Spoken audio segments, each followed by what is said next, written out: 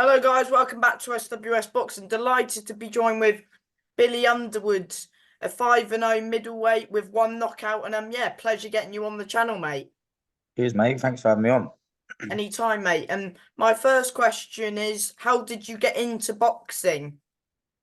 I started with a group of mates from school, mate, when I was about 10. There's about 4 or 5 of us that went down a boxing gym. And as all the other boys started to drop out, I started to enjoy it. And I ended up being the only one that stuck to it. And that was it pretty much, mate. And then I didn't leave the gym since I was a kid. hmm And did you have like a big amateur career or? Yeah, I had about 30 odd as an amateur. I boxed quite a lot of people. Um, yeah, then I got to about 19 and at that time I'd boxed pretty much everyone around my weight at a good level. So yeah, I decided to turn over. So did you win any like national titles or anything? Nothing as a national title. No, I didn't win a national title. I won a few London titles. Got to the national semis in my last year as an amateur.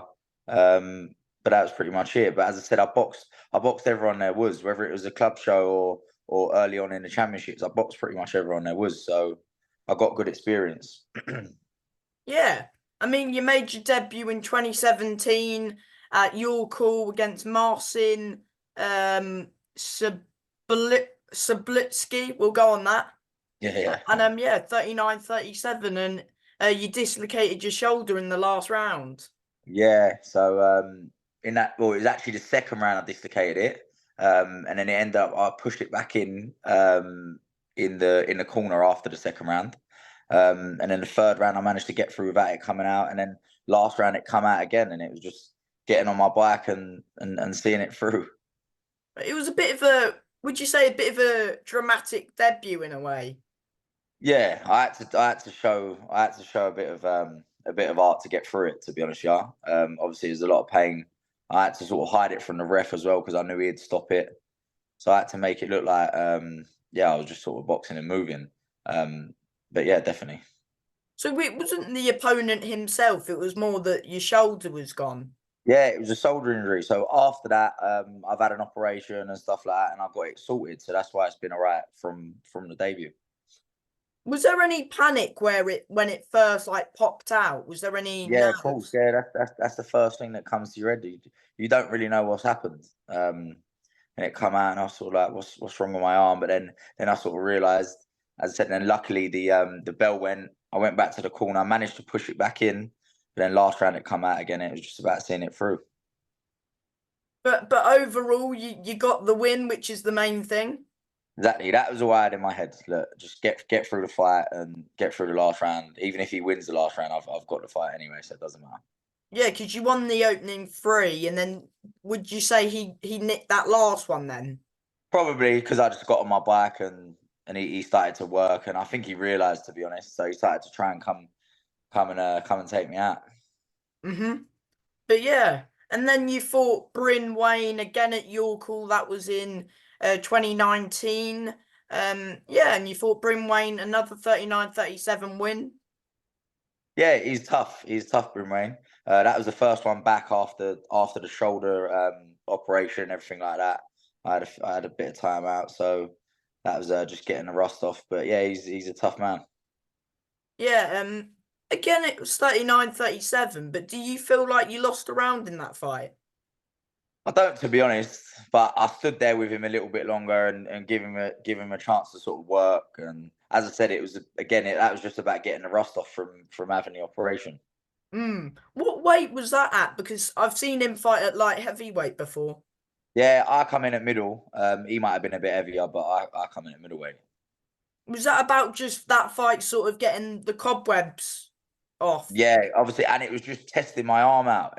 As I said, it was after I had the operation, and then it was about 6 to 8 months of rehab and getting the shoulder strong again, and then it was the first one back from that. Yeah, and then you fought Daniel Stovanov, Yeah, 40-36. yeah, that was on a Channel 5 show. So I managed to get a good little slot on that, and yeah, again, he was sort of he was an international opponent that come over, and I boxed nice in that. That was when I started to feel get my groove back again. Yeah, I mean, on Channel 5 as well, couldn't get much better. Yeah, exactly. Lucky, as I said, luckily I got a slot on that show. And then yeah, we managed to get him in. But yeah, he's pretty negative. So I was just working on coming forward and really, and that was it. Mm. Yeah, and then you fought in December. Yeah, so you were quite active in 2019 because you had 3 fights, didn't you? Yeah, yeah. And then obviously the last one was Tommy Jacobs, which was on a Box Nation show. I was at that one. Yeah. So that was where I sort of felt like I was going to break through there. And it was the best I'd ever felt. I'd just gone with Rod Julian as well. Um, it was the best I ever made weight, best I felt, and then obviously I put on that performance, so sort of felt like I was going to break through from there. And then after that, I had a bit of bad luck with I had two pullouts in a row. Um, Was that I the think Adewale, Josh Adewale? no, that so Adewale was meant to be before Tommy Jacobs. Oh, that's because when the show got cancelled because of COVID, wasn't it? Yeah. So that happened. Then I had an issue with my medical, with the shoulder and stuff like that. So then it got prolonged, and then the fight didn't end up happening. But he was actually training with Tommy Jacobs. They were out of the same gym at the time. Mm. Then I ended up fighting Tommy. Um, but yeah, and then I had Ryan Maycock. I had him after Tommy Jacobs, but he pulled out. And then I was meant to fight Tom Brennan. And there was a big mix up with what weight was agreed and everything come out on fight week, and that fight ended up getting pulled as well. So I had a couple of disheartening things happening. That's why I've had a bit of time out. Mm.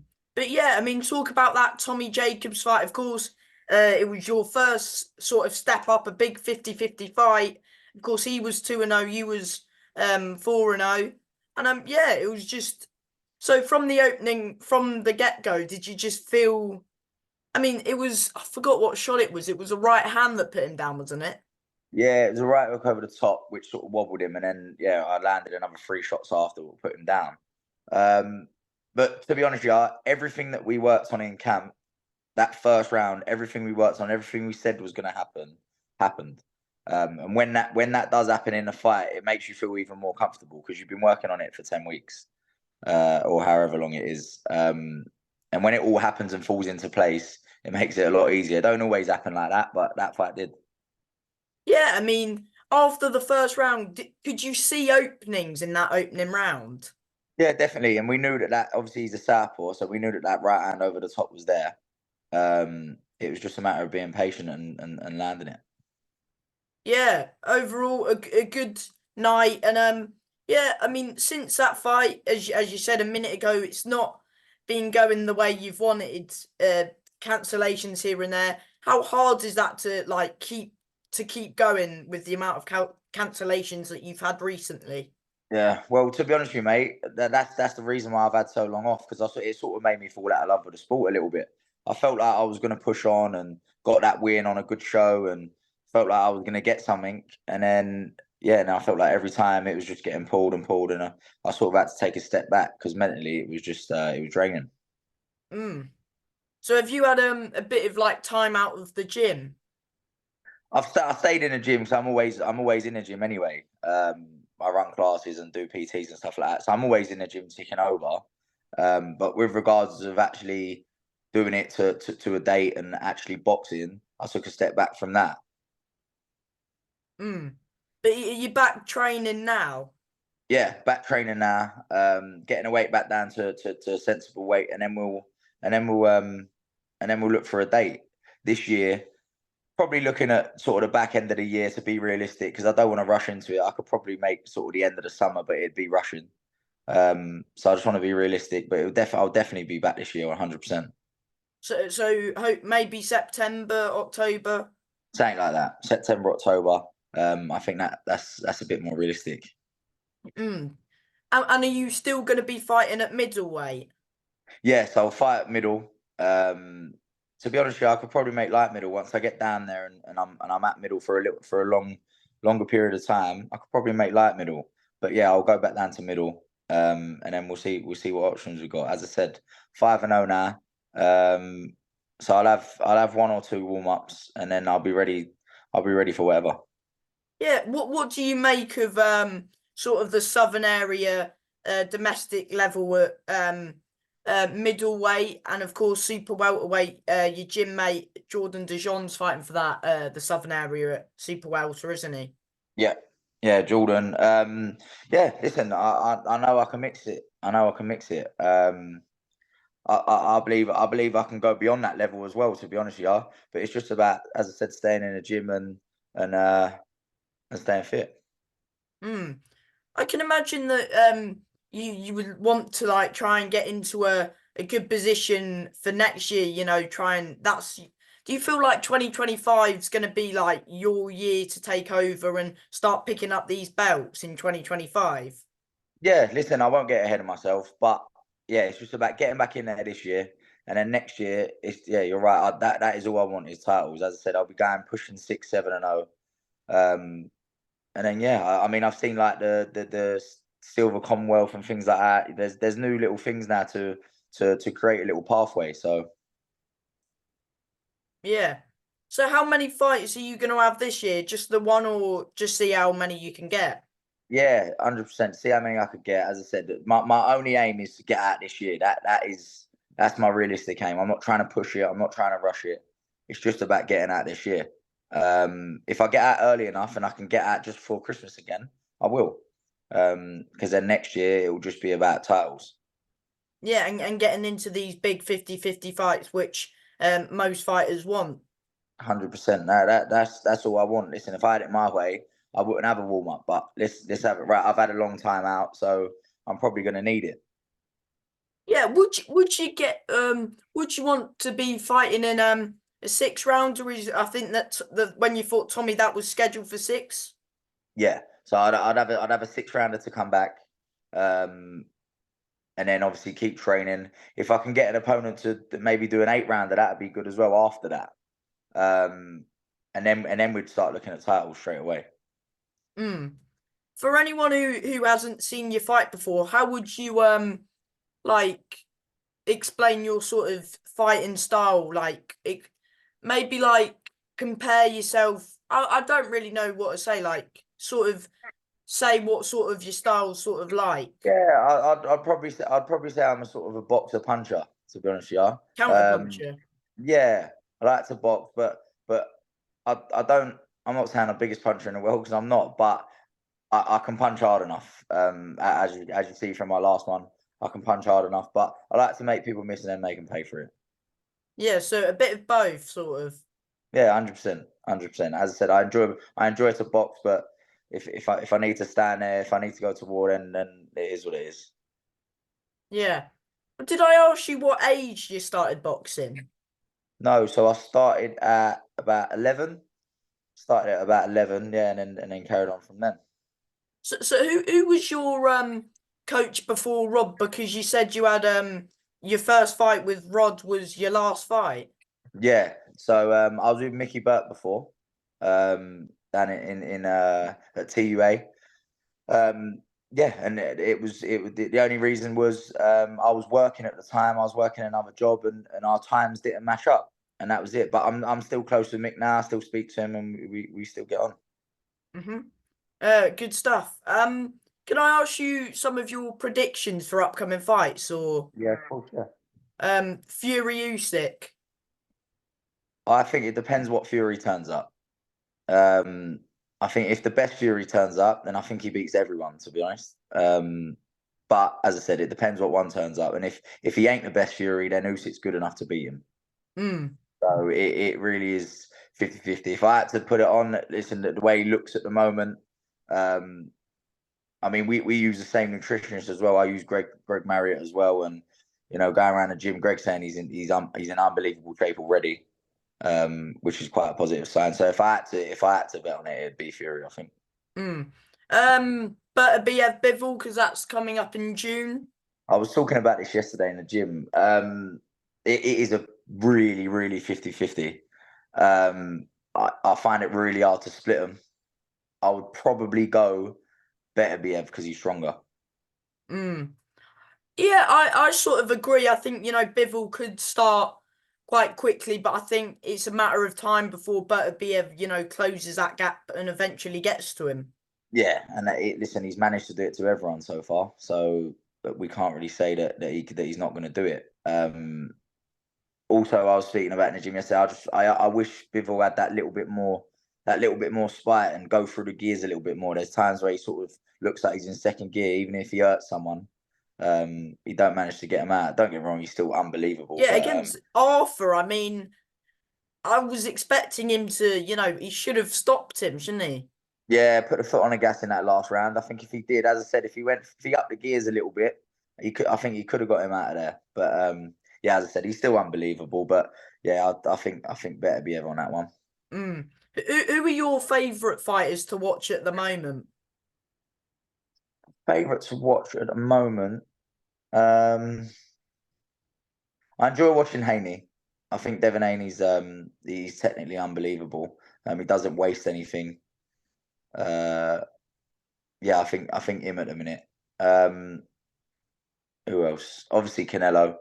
Canelo's unbelievable to watch. He's at the minute he's in the last I don't know in the last 5 6 years he's probably the best fighter there's been. So Mm. yeah, definitely him as well. Yeah, of course. Hey, they've both got fights coming up. Of course, Devon's fighting Garcia. That's in April, so that's in a 3 or 4 weeks time, I think. Yeah, I don't think it's too far away. Yeah, I think Haney wins that as well. Um, Obviously the stuff going around about Garcia. Garcia, yeah, maybe not being in the right headspace and stuff, but I just think ability wise as well. I just think Haney's got a little bit more now. Yeah, I can just, even though people are saying, "Oh, this will be a close fight," I don't know if Ryan's mentally in it, to be honest. Yeah, 100%. That's what I'm saying. And at that level, you've got to be. You have to. Everything has to be switched on, and everything has to go where it's meant to go. But yeah, I don't know. I don't know. Obviously, no one knows actually how he is or Mm. what he's doing mentally. But yeah, we'll see. As I said, even I think even if he was mentally stable and stuff like that, I still think Haney's got a bit too much for him. Yeah, yeah, but I agree. But if he was, then I think it would have been a bit closer. But at this moment in time, I'm thinking Haney unanimous decision. But we all know that Ryan Garcia is a good body puncher. Um, and who knows if Garcia lands that body punch? Who knows? But Yeah, I do 100%. think Listen, Haney and will be too sharp for him. yeah, and listen, they know each other really well as well. They boxed each other a few times, didn't they? Yeah, it was 6 times in there, three wins each. That's what I'm saying. So yeah, they know each other. They know each other well enough. They know what each other do. They know what each other don't do. So yeah, so you never know. As I said, Garcia's quick. He can punch a little bit. So you never know. But yeah, I just think Haney's got a bit too much. Mm. And then Canelo's fighting Munguia in May. Yeah. Listen, good fight. Mangia's young. He's undefeated. But I just can't. You can't. I feel like you just can't go against Canelo at times. Um, But listen, you never know. Canelo's getting a bit older. He ain't boxed. He ain't been as active as what he has been.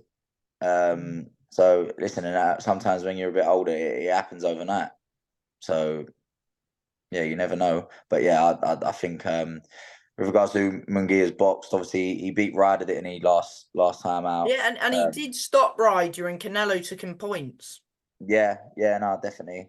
Um, and John's tough and all that. John's really tough. So that's a good win, and that's what's got him the Canelo fight, to be honest. Um, but yeah, I think Canelo does it. With regards to who Munguia's boxed, I think Ryder and maybe a couple of others are of name, but other than that, he hasn't really boxed anyone. And then now Yeah. you're stepping into the elite. Do you know what I mean? I mean, Ryder's boxed pretty much everyone, super middle, a few light heavyweights as well, middleweight sort of scene. He had a good career, John Ryder. I think Yeah, can't remember his record. I think it was like 32-5, something along those yeah, lines. something like that. Listen, John, he was a credit to the sport. We're from the same area. He's from Islington as well, like me. But yeah, he was a credit to the sport. as I said, he got beat a couple of times at British level, and then showed like to sort of never give up in a way as well, and then ended up getting right to the top. Do you know what I mean? So yeah, it's inspiration. Yeah, he had a good career, even though yes, he's lost. But look at his resume, and I think he's got a great resume. Yeah, no, it's unreal. As I said, he's boxed everyone, and the couple of losses or the three losses he did have at sort of British level didn't phase him. He just cracked on and ended up pushing through and found a breakthrough and ended up getting to world level and then right to the top. And Yeah, I mean, he you fought know, Canelo in Mexico going into the Lions Den, and I think he fought Munguia in Mexico as well. yeah, that's what I'm saying. And listen, I'm sure he did, and hopefully he got paid well for them last couple of fights. That sets him right up. Mm. Um, yeah. What about what else? What about that David Benavidez? Benavidez, yeah, Benavidez, sorry. yeah. He's quite.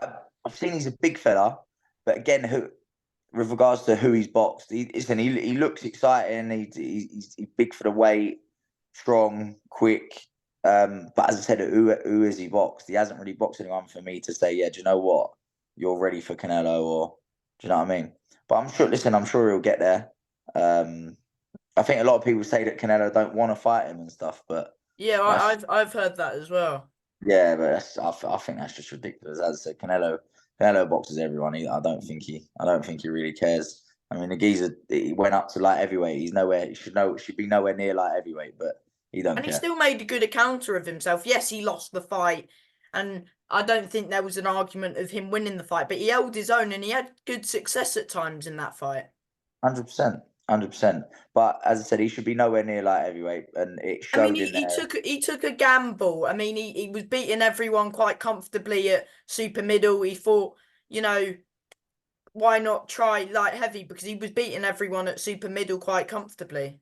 100%. And he ran out of people to box, so he had to do something a little bit different.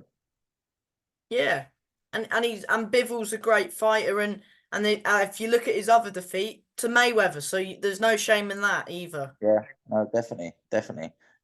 Listen, I think me personally, I think Mayweather is the best ever in what he calls himself, and I genuinely think he is. So there's no shame in losing to him. Yeah, 100%. What about Zhang Park? No, not Zhang Parker. That was a few weeks ago. Zhang Yeah, Wilder. It's been rumored that that might happen.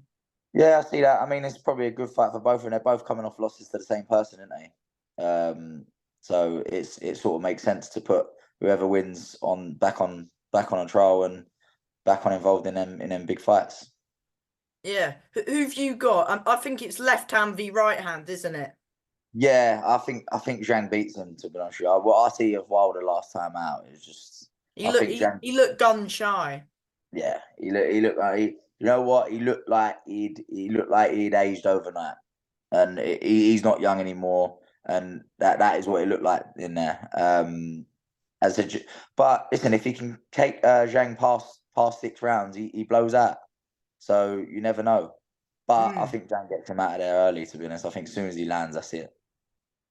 Yeah, it's whether Wilder can survive the opening six. Yeah, 100%, 100%. But I think yeah, that'd be the thing to if you're boxing Zhang Naris, try get through them opening six, and then you can start going to work. Yeah, I agree. I think that's looking like it's going to be on the BF Bivol undercard as well. Really, yeah, is that what it's on? Um, Yeah. yeah, no, listen, that's in Saudi as well, ain't it? Mm.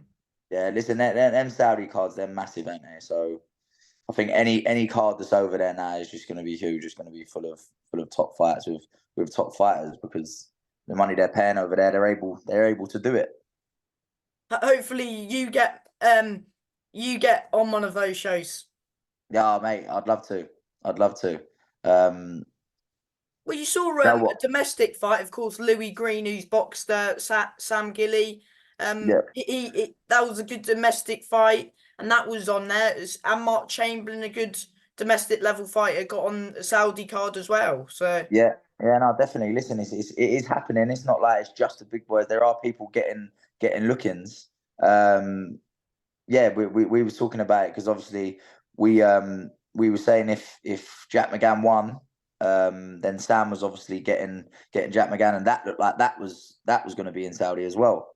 Mm. Yeah, so that looked good for Sam, but obviously didn't go that way. So now it's looking like well, it is Sam and Louis for the British for a rematch. And the Commonwealth as well, because Sam's got the Commonwealth. Yeah, Sam's got it. Yeah, so both of them be up for grabs. Obviously, they go hand in hand anyway.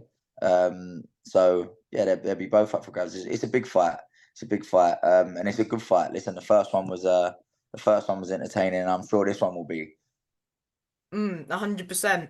And how far do you believe you can go, and what's your goals in the sport of boxing? My aim is a British title, and it is for a lot of people.